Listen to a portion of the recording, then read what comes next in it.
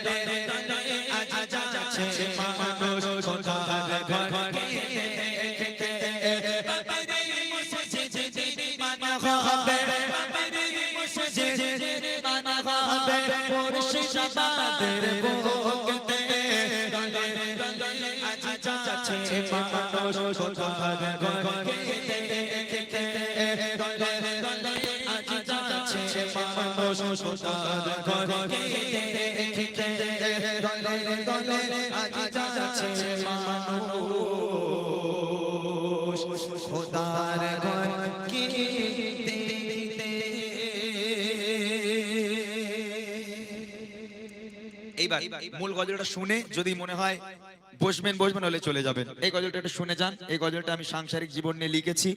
তারপর অনেকগুলো রিকোয়েস্ট আছে, চেষ্টা করবো ছোট্ট ছোট্ট করে হলেও গাওয়ার জন্য। দেখেন, প্রথম থেকে একটাই কথা বলে আছি, সাংসারিক জীবন। এই গজলটা লিখেছি আমি কেন জানেন? প্রত্যেকটা সংসারে অশান্তি দেখা যায়, স্বামী স্ত্রীর মধ্যে ঝগড়া হবে, স্বামী স্ত্রীর মধ্যে ঝামেলা হবে। তবে এখন বিশেষ করে যদি 10টা বিয়ে হয় 9টা ডিভোর্স হয়ে যাচ্ছে। চুল ছেঁড়া, হ্যাঁ, একটু শান্তি পাই মনে নাকি? হ্যাঁ, এই লোকটার মনে অনেক কষ্ট। মেম্বার সাহেব পেয়ে গেছে একটা লোক, বলে ওই চুল ছেঁড়া, খুব চুল ছেঁড়া আছে, ওই গজলটা গাও। আলহামদুলিল্লাহ। তবে কথা দিলাম, এখানে আপনারা যারা আছেন এই গজল গাইবো, হাদিস থেকে প্রমাণ করে দিয়ে যাব। আজকে ছেলেরাই জিতে যাবে, মেয়েরা হেরে যাবে ইনশাআল্লাহ।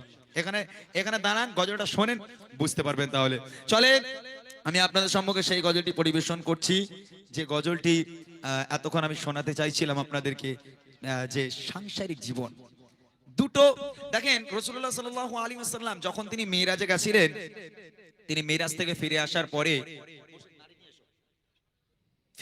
পরে তিনি দেখলেন, সাহাবায়ে কেরামগণ জিজ্ঞেস করছে, ইয়া রাসূলুল্লাহ আপনি কি দেখলেন? ঠিক আছে, কি দেখলেন? রাসূলুল্লাহ সাল্লাল্লাহু আলাইহি ওয়াসাল্লাম বলছেন, হে আমার সাহাবারা, বড় আফসোসের বিষয়, বড় কষ্টের বিষয়, আমি দেখলাম বেশি অংশ নারীরা জাহান্নামের আগুনে জ্বলছে। আল্লাহ রাসূল বলছেন, আমি নই, আল্লাহ রাসূল বলছেন আমি জাহান্নামের মধ্যে তাকিয়ে দেখলাম বেশি অংশ নারীরা জাহান্নামের আগুনে জ্বলছে। কিসের জন্য জানেন? আমার ঘরের মেয়েরা বা সেই জামানার মেয়েরা, আল্লাহ রাসূল বলছেন নারীরা বেশি অংশ জাহান্নামের আগুনে জ্বলছে। জাহান্নামের আগুনে জ্বলার জন্য অনেক কারণ আছে, তার মধ্যে দুটো কারণ আমি বলবো, মাত্র দুটো কারণ। আমরা নবীর মেয়ে ফাতেমাকে চিনি, আম্মা জান ফাতেমাতুজ জোহরা রাদিয়াল্লাহু তাআলা আনহা, তিনি ছিলেন জান্নাতের রানী। আচ্ছা, নবীর মেয়ে ফাতেমা কেন জান্নাতের রানী? আমি যদি আপনাদেরকে প্রশ্ন করি যে আম্মা জান ফাতেমা কেন জান্নাতের রানী, আপনারা বলবেন তিনি আমাদের নবীর মেয়ে তাই তিনি জান্নাতের রানী। সেটা কিন্তু নয়। আম্মা জান ফাতেমা জান্নাতের রানী হয়েছে নিজের ঈমান আমলে, নিজের ইবাদত বান্দেগিতে, আজকের তিনি জান্নাতের রানী হয়েছে।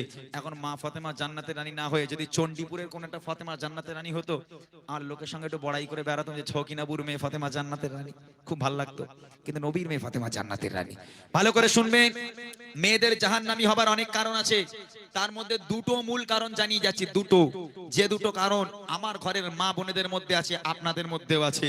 এইগুলো যদি এই মাহফিল থেকে আজকে চেঞ্জ করে যান, তাহলে আল্লাহ পাক আপনাকে জান্নাত দেবে।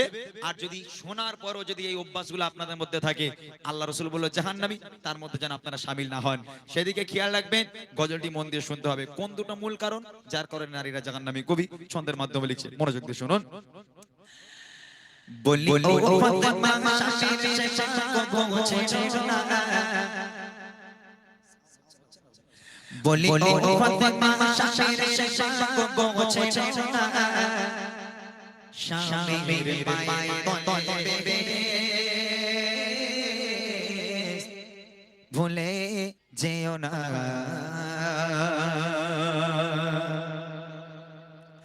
বলি ও ফাতেমা স্বামীর সেবা গোছে না, বলি ও ফাতেমা স্বামীর সেবা গোছে না, স্বামীর পায়ে তলে বেহেশতে ভুলে যেও না, স্বামীর পায়ে তলে বেহেশতে ভুলে যেও না, বলি ও ফাতেমা স্বামীর সেবা গোছে না, বলি ও ফাতেমা স্বামীর সেবা গোছে না, স্বামীর পায়ে তলে বেহেশতে ভুলে যেও না, স্বামীর পায়ে তলে বেহেশতে ভুলে যেও না।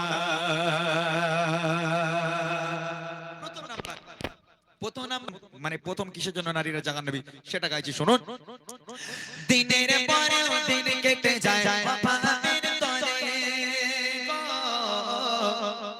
দিনের পরে দিন কেটে যায় পাপের তলে, হাড়ি ওঠে না চুলালে ফাতেমার ঘরে, হাড়ি ওঠে না চুলালে ফাতেমার ঘরে, তারে তারে ঘুরে আলে কাজ কাজি পায়, ও তারে তারে ঘুরে আলে কাজ কাজি পায়, অবশেষে নিরাশ হয়ে ঘরে ফিরে যায়, অবশেষে নিরাশ হয়ে ঘরে ফিরে যায়, রাখেও বিবি স্বামীর শকর করতে ভুলে না, রাখেও বিবি স্বামীর শকর করতে ভুলে না, স্বামীর পায়ের তলে বেহেশতে ভুলে যেও না, স্বামীর পায়ের তলে বেহেশতে ভুলে যেও না, বলি ও ফাতেমা স্বামীর সেবা গোছে না, বলি ও ফাতেমা স্বামীর সেবা গোছে না,